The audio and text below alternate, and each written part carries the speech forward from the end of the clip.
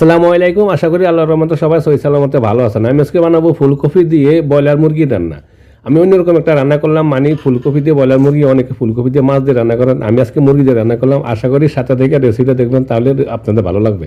প্রথমে একটা তেল দিয়ে দিলাম সামান্য পরিমাণে, কিছুটা একটা সস প্যানে। তারপর এখানে 1 কেজি ওজনের একটা ব্রয়লার মুরগি হলুদ লবণ লাগে কালার করে নিয়ে নিছি।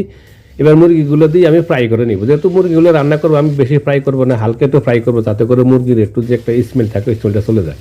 কিছুক্ষণ পরে এক সাইড হওয়ার পরে আমি মুরগিগুলো এরপরে উল্টে দিব। উল্টে দিয়ে অপর সাইডটা একটু হালকা ফ্রাই করে নিয়ে নিব। অপর সাইডটা ফ্রাই করা হয়ে গেছে। আমি সংক্ষেপে দেখানোর চেষ্টা করেছি ভিডিওটা, যাতে আপনারা শর্টকাটে দেখতে পারেন। মুরগিগুলো ফ্রাই করা হয়ে যাওয়ার পরে আমি উঠে নিয়ে নিলাম। এরপরে আমি দিয়ে দিব ফুলকপি। আমি অর্ধেকটা ফুলকপি নিয়ে নিয়েছি। এখানে কয়েক টুকরা ফুলকপি দেখুন।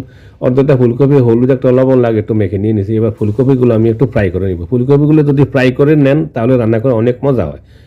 ফুলকপি ফ্রাই করা হয়ে গেছে। এবার আমি ফুলকপিগুলো উঠে নিয়ে নেব। ফুলকপি ফ্রাই করতে গিয়ে আমি দেখুন একটু সসপ্যানে কালো দাগ লেগে গেছে তেলটা পুরোতে। আমি সসপ্যানটা ধুয়ে সাফ করে নিয়ে আসলাম। তারপরে এখানে পরিমাণ মতো একটু তেল দিয়ে দিলাম। যেহেতু আমি বেশি তেলে রান্না করবো না, অল্প তেল দিলাম।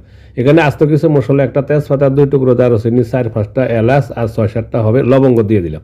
তারপরে আধা মিনিটের মতন, মানে 30 সেকেন্ডের মতো একটু ফ্রাই করে নিব, চুলার হিটটা একেবারে কমে রেখে, নাহলে কিন্তু জ্বলে যাবে। এরপর আমি দিয়ে দেবো বড় ঝাঁঝের একটা পেঁয়াজ আর 4-5টা কাঁচামরিচ দিয়ে দিলাম। পেঁয়াজ আর কাঁচামরিচগুলো একটু বাদামি কালার করে নিব। প্রায় 3 থেকে 4 মিনিটের মতো ফ্রাই করে পেঁয়াজ এবং মরিচগুলো বাদামি কালার করে নিয়ে নিলাম। পেঁয়াজ মরিচ এবং বাদামি কালার হয়ে যাওয়ার পরে এবার দিয়ে দেবো আদা চামচ আদা বাটা, আর আদা চামচ দিয়ে দিলাম রসুন বাটা। আদা রসুন দিয়ে আবারও আমি 15 থেকে 20 সেকেন্ড একটু ফ্রাই করে নিয়ে নিব, এতে করে আদা রসুনের কাঁচা গন্ধটা চলে যায়।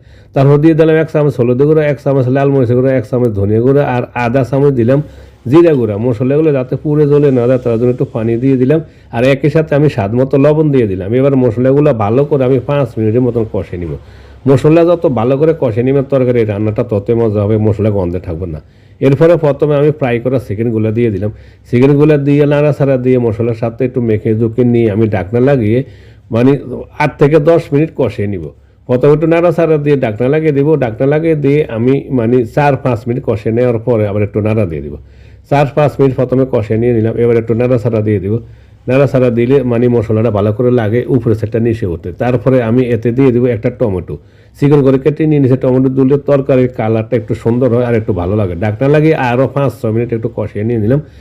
সর্বমোট 10 মিনিটের মতো কষিয়ে নিলাম। দেখুন পানিটা কিন্তু আমার শুকিয়ে গেছে কষাইতে সময় মশলার সাথে। এবার আমি একটু গরম পানি দিয়ে দিলাম, মানে জলের পানিটা মুরগিটা হওয়ার জন্য। জলের পানি দিয়ে আমি চুলার হিটটা মিডিয়ামে রেখে প্রায় 30 মিনিট থেকে 35 মিনিটের মতো রান্না করে নিব। যেহেতু ব্রয়লার মুরগি বেশিক্ষণ সময় নেয় না, তারপর চুলার হিট মিডিয়াম রেখে 30-35 মিনিট রান্না করার পরে মুরগিগুলো একটা নরম হয়ে গেছে। আর দেখুন পানিটা শুকিয়ে গেছে। আমি এর মাঝে কিন্তু অফ ক্যামেরা আরও 2-3বার নাড়া দিয়ে দিছি।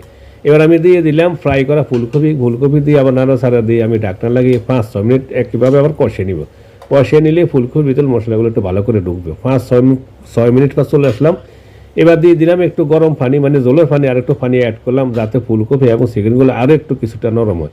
এবার আমি চুলার হিটটা মিডিয়ামে রেখে 15 থেকে 16 মিনিট এভাবে ঢাকনা লাগিয়ে রান্না করে নিয়ে নিব। চলে আসলাম 15-16 মিনিট পর। এর মাঝে অফ ক্যামেরা আমি আরও 2বার নাড়া দিয়ে চেক করে নিয়ে নিয়েছি। সর্বশেষ আমি একটু ধনিয়া পাতা দিয়ে দিলাম। ধনিয়া পাতা দিলে ভালো সুন্দর একটা গ্রান করে। রেসিপিটা যদি ভালো লাগে সাথে থাইকা আর রেসিপিটা দেখার জন্য সবাইকে ধন্যবাদ। সবাই ভালো থাকুন, সুস্থ থাকুন। আল্লাহ হাফিজ।